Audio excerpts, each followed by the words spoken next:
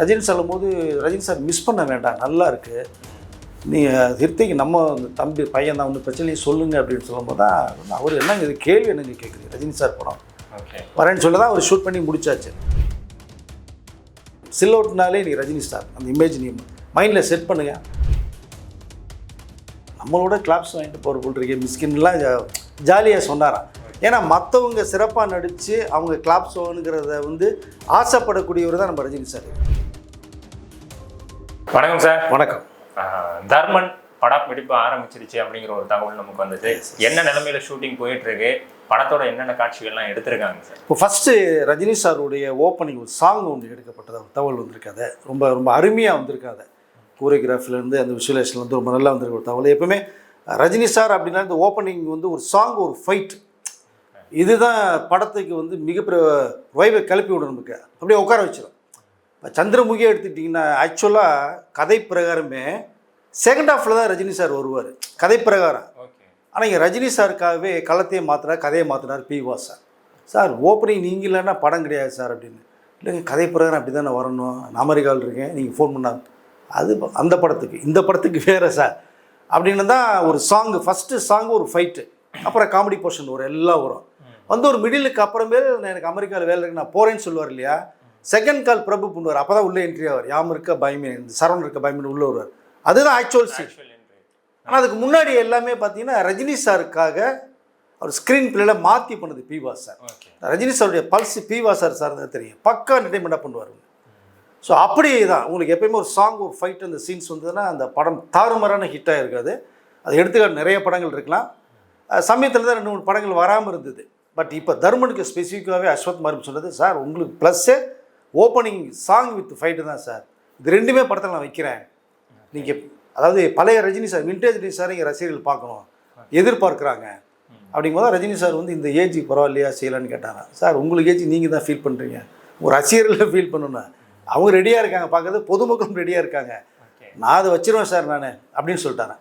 ஓகேன்னு சொல்றதுக்கப்புறம் தான் song fight எடுக்கப்பட்ட ஒரு தகவல். அப்போ சீன்ஸ் கொஞ்சம் போயிட்டுருக்கு, ரொம்ப ஸ்பீடாக போகுது. ஏன்னா வரக்கூடிய 2027 பொங்கல் அன்றைக்கி படம் ரிலீஸ் பண்ணுறாங்க, அதில் எந்த மாற்றம் இல்லைன்ட்டாங்க. நம்ம செய்தி கேட்கும்போது உடனடியாக டக்குன்னு படத்தை முடிஞ்சு ஃபஸ்ட்டு ஓப்பனிங்கை கொடுத்துருவோம் நம்ம அப்படின்றதுல படம் ஸ்பீடாக போயிட்டுருக்கு. ரஜினி சாருக்கு ஜோடியாக சிம்ரன் பண்ணுறாங்க, ராசிகண்ணா ஒரு மெயின் ரோலில் வர்றாங்க. அது ரஜினி சாரோட ஒரு பொண்ணாக இருக்குமா என்னங்கிறது மட்டும் விசாரிக்கும்போது கொஞ்சம் சர்ப்ரைஸாக வச்சுருக்காங்க. நம்ம அடுத்த வீடியோவில் பேசும்போது நம்ம தகவல் வந்துடும், பேசிக்கலாம். ராசிகண்ணா வர்றாங்க, இதோட மிஸ்கின். ஸோ மிஸ்கினுக்கு இது ஒரு நல்ல ஒரு பவர்ஃபுல் ரோல் அப்படின்னா சார் ரஜினி சார் கேட்டோடனே பார்க்கும்போது இந்த கெட்டப், இந்த அவுட்லுக்கு இது வந்து ஃபஸ்ட் கிளாஸாக இருக்கும். ஏன்னா புது காம்பினேஷன், ரஜினி சார் மிஸ்கின்னு பண்ணுறது புது காம்பினேஷன். மிஸ்கின் அவர் கூட பார்த்தீங்க அப்படின்னா ரஜினி சாரை வச்சு படம் பண்ணு கொஞ்சம் ஆசை இருந்துகிட்டே இருந்தது அவருக்கு. ஏற்கனவே கமல் அவர்களை வச்சு ஒரு படம் பண்ணு வந்து மிஸ்கின் ரொம்ப இஷ்டப்பட்டாங்க. அசிஸ்டன்ட் டைரக்டர் ஒர்க் பண்ணும்போது கமல்கிட்ட கதையெல்லாம் சொன்னாங்க. கமல் வந்து உலக புத்தகம் பூரா படிக்கிறவர், அவர்கிட்ட நீங்கள் இந்த கதையை சொன்னாலும் 2 நாள் ரெஃபரன்ஸ் எடுத்துருவார். அப்படி ஒரு லைன் மிஸ்கின் சொல்கிறாங்க. சொல்லும்போது அந்த கதை வந்து இந்த இதில் வந்திருக்கேன், இது வந்திருக்கேன், அது எப்படி இது அப்படின்னு சொல்லும்போது அந்த படம் இந்த ப்ராஜெக்ட் நின்றுச்சு அது. ஸோ பட் எப்படி இருந்தாலும் நீங்கள் ஃபாரினில் பார்த்ததுக்கு தமிழில் பார்த்து புதுசாக இருக்கும்ல கமலை வச்சு பண்ணும்போது. பட் என்னமோ தெரியல கமல் அதை வந்து அக்செப்ட் பண்ணலை. பட் இங்கே ரஜினி சார் வச்சு படம் பண்ணால் அவருக்கு ரொம்ப ஆசை. நல்ல பிசாசு மாதிரிலாம் ஒரு டெவில் படம் எடுத்துகிட்டு அவ்வளோ சென்டிமெண்ட்லாம் யாருக்கு நான் பார்த்ததே இல்லைங்க. பிசாசு படத்தை நான் கிட்டத்தட்ட ஒரு 30-40 தடவை பார்த்துருக்கேன். அந்த படத்தை பார்த்துக்கிட்டே இருக்கலாம். இந்த பேய் மேலே நமக்கு ஒரு சிம்பத்தி வரும் உங்களுக்கு. அதை மற்றெல்லாம் திரும்பிக்குவாங்க, அருவருப்பாக இருக்கும்ல பேய் படம், இது பார்க்கணுன்னு ஆசையாக இருக்குது. அப்படிப்பட்ட ஒரு படம் கொடுத்த ஒரு மிஸ்கின். ட்ராகனில் என்ன மாதிரி பண்ணியிருப்பாருன்னு தெரியும் இல்லையா, காலேஜ் ப்ரொஃபஸராக அஸ்வத் மருப் டைரக்ஷனில் தெரிக்க விட்டார். இப்போ இதில் வந்து ஒரு அருமையான ரஜினி சார் பார்த்துட்டு நம்மளோட கிளாப்ஸ் வாங்கிட்டு போகிற போல்றீங்க மிஸ்கின்லாம் ஜாலியாக சொன்னாராம். ஏன்னா மற்றவங்க சிறப்பாக நடித்து அவங்க கிளாப்ஸ் வாங்குங்கிறத வந்து ஆசைப்படக்கூடியவர் தான் நம்ம ரஜினி சார். இது அப்போ தான் அந்த கேரக்டர் நிற்கும் நமக்கு. அதை வீணாக நான் மட்டுமே வந்தால் ரசிகர்கள் பார்க்கணும், மக்கள் பார்க்கணும்ல, பட் மற்ற கேரக்டர் சேரணும் அப்படின்னு சொல்லி இதில் மிஸ்கினுக்கு ஒரு பவர்ஃபுல் உள்ள. பட் இந்த ஒரு காம்பினேஷன் அனிருத் அவர் தாறுமாறாக கம்போஸ் நிறையா பண்ணிகிட்ருக்காரு. அதை இந்த இதுக்கு பிஜிஎம் பண்ணலான்னு. அனிருத்னால இந்த BGM very mass. Rajini sir உள்ள என்ட்ரி கொடுத்தா அந்த பிஜிஎம் கொடுத்தாங்கன்னா தெரிக்கும். உங்களுக்கு 2-3 படங்கள் தான் வந்து ரஜினி சார் பிஜிஎம்மில் தெரிவிக்க விட்டது, குறிப்பாக பாஷா. அது வந்து வாழ்க்கையில் மறக்கவே முடியாது அந்த படத்தை, தேவா. ஸோ அப்புறம் அண்ணாமலை, ஸோ 2 படங்கள் பிஜிஎம் தெரிவித்து நிறைய படங்கள் இருக்குது. உதாரணத்துக்கு சொல்லிக்கலாம், அனிருத் அந்த மாதிரி வந்து ஒரு படம் ரெடி பண்ணலாம் அப்படின்னு சொல்லி கதையை ஃபுல்லாக அஸ்வத் அனிருத் சொல்லிட்டாங்க. அதுக்கு என்னென்ன ஒரு ஷார்ட்ஸ் வரும்போது ரெடி பண்ணி வச்சுருக்காங்க. ஷார்ட்ஸ் வரும்போது நம்ம ரெண்டையும் மிக்ஸ் பண்ணி போட்டு அடிக்கலான்னு அவர் ஒரு பக்கம். இன்னொரு பக்கம் பார்த்தோம்னா ஒரு புது இன்னொரு ஹீரோயின் உள்ளே வர்றாங்க. ருக்மிணி வசந்த் வர்றது மாதிரி ஒரு தகவல் வந்து உள்ளே வந்திருக்கு. அவங்களுக்கு என்ன மாதிரி ஒரு ரோல் எது அப்படிங்கிறத ரெடி பண்ணிகிட்ருக்காங்க. ரெடி பண்ணியாச்சு, என்ன மாதிரி கொண்டு வரலாங்கிற அந்த தகவல் நம்ம கேட்டிருக்கோம்.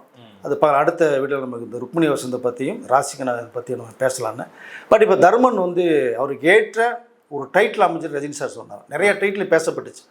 ஏற்கனவே சொல்லியிருந்தேன், இந்த படம் அனௌன்ஸ்மெண்ட் வரும்போது ஷூட்டிங் ஆரம்பிக்கும்போது டைட்டிலோட தான் வரும்னு சொல்லியிருந்தேன். அந்த டைட்டிலோட தான் பூஜை நடக்கப்பட்ட விஷயத்தை நம்ம பார்த்தோம். அதனால் ரஜினி சார் ரொம்ப ரொம்ப ரொம்ப இன்ட்ரெஸ்ட்டாக அந்த படம் பண்ணிட்டுருக்காரா. இது வரைக்கும் நான் பண்ணாத ஒரு கேரக்டர் இது. அதனால் அதே ரொம்ப ரொம்ப இன்வால்மெண்ட்டாக பண்ணிகிட்ருக்காரு. ஸோ அதனால் ரொம்ப நல்லாவும் இந்த அஸ்வத் மாரிமுத்து பார்க்கறத விட நல்லா பண்ணிகிட்டு இருக்காரா. ஏன்னா கமல் ஒரு பக்கம் ப்ரெஷர், ரஜினி சார் இப்போ எல்லா மேட்ரையுமே நம்ம தள்ள தூக்கி போட்டாங்க, இல்லை நானும் நீ தான் பொறுப்பு, அந்த படத்தை வேறு லெவலில் ரீச் நம்ம கொண்டு போய் வச்சு ராஜ்கமல் ஃபிலிம்ஸ்க்கு ஒரு பெரிய நம்ம கிரியேட் பண்ணணும், பேனரை கிரியேட் பண்ணணும் பற்றி சொல்லியிருக்காரு. ஸோ நல்லா போயிட்டு இருக்கதா ஒரு தகவல் வந்துருக்கு சார். ஓகே சார், இதை தொடர்ந்து அடுத்து ஜெயிலர் 2 எல்லாரோட எதிர்பார்ப்புலையுமே இருக்குது. அது எந்த ஸ்டேஜில் இருக்குது, என்னென்ன மாதிரியான ஒர்க்லாம் பண்ணிக்கிட்டு இல்லை, அது கிட்டத்தட்ட எல்லாம் முடிஞ்சு உங்களுக்கு அதாவது போஸ்ட் ப்ரொடக்ஷன் ஒர்க்கும் எல்லாம் போயிடுச்சு. கடைசி அந்த ஹிருத்திக் ரோஷன் மட்டும் உள்ளே வர்றது மாதிரி ஒரு ட்ராக் வச்சுருந்தாங்க. கடைசியில் பண்ணலாமா வேணாமா அப்படின்ட்டு அந்த ட்ராக் அருமையான ஒரு ட்ராக். அது ரஜினி சொல்லும் போது ரஜினி சார் மிஸ் பண்ண வேண்டாம், நல்லா இருக்குது, நீ ஹிருத்திக் நம்ம தம்பி பையன் தான், ஒன்றும் பிரச்சனை சொல்லுங்கள் அப்படின்னு சொல்லும்போது தான் அவர் என்னங்க இது கேள்வி என்னங்க கேட்குறீங்க, ரஜினி சார் படம் வரேன்னு சொல்லி தான் அவர் ஷூட் பண்ணி முடிச்சாச்சு. இல்லை ஹிருத்திக் ரோஷனுக்கு ஒரு சின்ன ஃப்ளாஷ்பேக் ஒன்று இருக்குது ஹிந்தி படங்களில் போலான்ட்டு. அவங்க ஃபாதர் ராகேஷ் ரோஷனும் Rajini sir very close friends. நிறைய பேர் அவர் பெரிய டைரக்டர் ப்ரொடியூசர், அவர் படம் பண்ணியிருக்காரு, ரஜினி சாரோட சேர்ந்து நடிச்சிருக்காங்க. பகவான் தாதா அப்படிங்கிற ஒரு ஹிந்தி படத்தில் பண்ணும்போது ஹிருத்திக் ரோஷன் வந்து மிஞ்சி போனால் ஒரு 10 வயசு பையன், 10-12 வயசு தான் இருக்கும் அதிகபட்சம், அதில் பண்ணியிருப்பார் அவர்.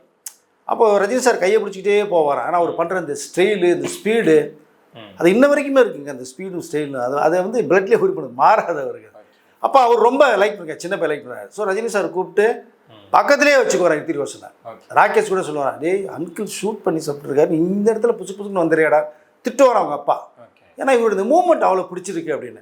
அந்த ஞாபகங்கள்லாம் வந்து இப்போ இதில் ஜெயிலர் 2ல பண்ணும்போது அது எல்லாமே ரீகால் பண்ணியிருக்காரு.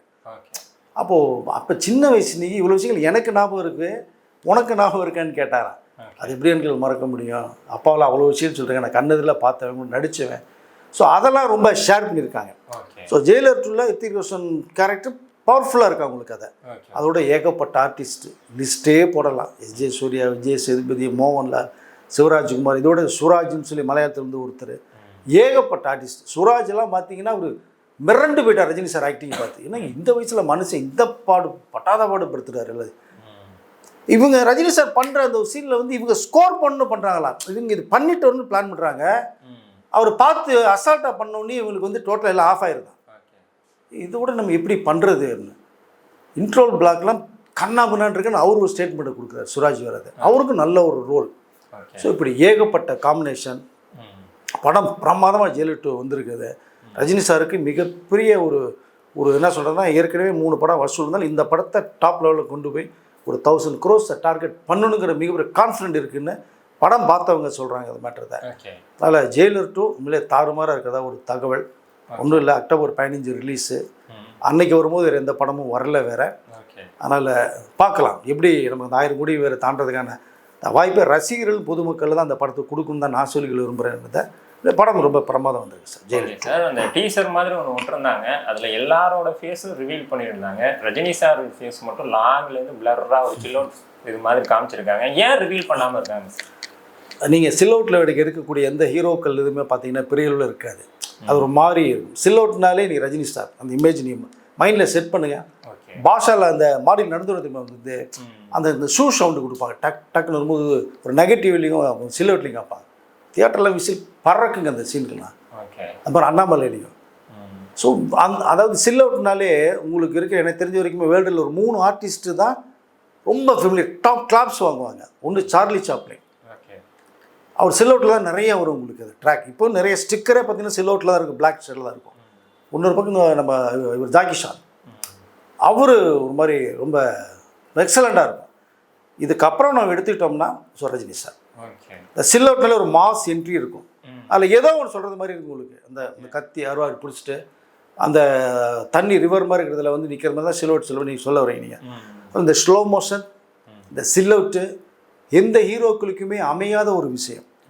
அது ரெண்டுமே இந்த ரஜினி சாருக்கு வந்து அவ்வளோ பிரமாதமாக இருக்கும் உங்களுக்கு. அது நீ ஸ்லோ மோஷன்லாம் அவர் அடிச்சுக்க ஆளே கிடையாதுங்க. எவ்வளோ ஹீரோக்கள் நம்ம பார்த்துருக்கோம். அது ஒரு மாதிரி இருக்கும். ஆனால் இவர் வந்தான்னா தேட்டரில் கிளாப்ஸ் வரும். அதனால் ரெண்டுக்கும் நீங்கள் எடுத்துகிட்டா சூப்பர் ஸ்டார் ரஜினி தான். சில்லவுட் சீனும் சரி, ஸ்லோ மோஷனும் சீனும் சரி, அவர் அடிச்சுக்க ஆளே கிடையாது. அதனால தான் அவர் படங்கள் எல்லாமே பார்த்தா நிறைய படங்கள் சூப்பர் டூப்பர் கிளாப்ஸ் வருது. காரணமே இந்த காட்சி மொழி இப்படியே 1-2 சீனாக தான் வச்சுருப்பாங்க.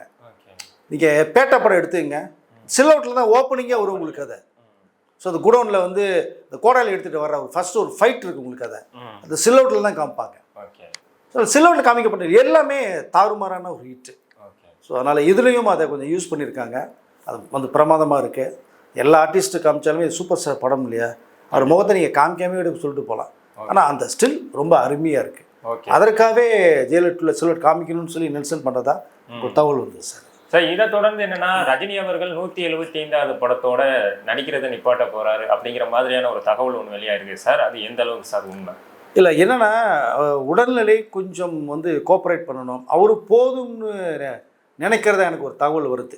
பட் தொடர்ந்து படம் பண்ணுறதுக்கு தயாரிப்பாளர், டைரக்டர், ஸ்கிரிப்ட் எல்லாம் ரெடியாக வச்சுட்ருக்காங்க. ஸோ இன்னும் சொல்ல போனால் 2030 வரைக்குமே ஒரு பண்ணலாம். பட் அது நிறைய வாய்ப்புகள் இருக்குது. ஆனாலும் அவர் போதும்னு நினைக்கிறதா எனக்கு ஒரு தகவல் வருது. 174 ரஜினி கமல் படம் அதோட ஸ்டாப் பண்ணலாமா அப்படின்னு யோசிச்சு, இல்லை சார் நீங்கள் சோலோவாக ஒன்றா பண்ணால் நல்லா இருக்குங்கிற அளவுக்கு இந்த பேசப்பட்ட ஒரு தகவல் வருது. இப்போ 175 அப்படிங்கிறது சில்வர் ஜூப்ளியினுடைய இயர். உங்களுக்கு பழைய படங்கள் பார்த்தீங்கன்னா 175 நாள் ஒரு படம். ஸோ சில்வர் ஜூப்ளி ஷீட்டெல்லாம் கொடுத்துருப்போம். நிறைய படம் ரஜினி சார் படம் சொல்லலாம். 175ங்கிறது ஒரு அச்சீவ்மெண்ட் ஸ்கோர். அது அதோட பண்ணலாமான்னு நினைக்கிறாரு.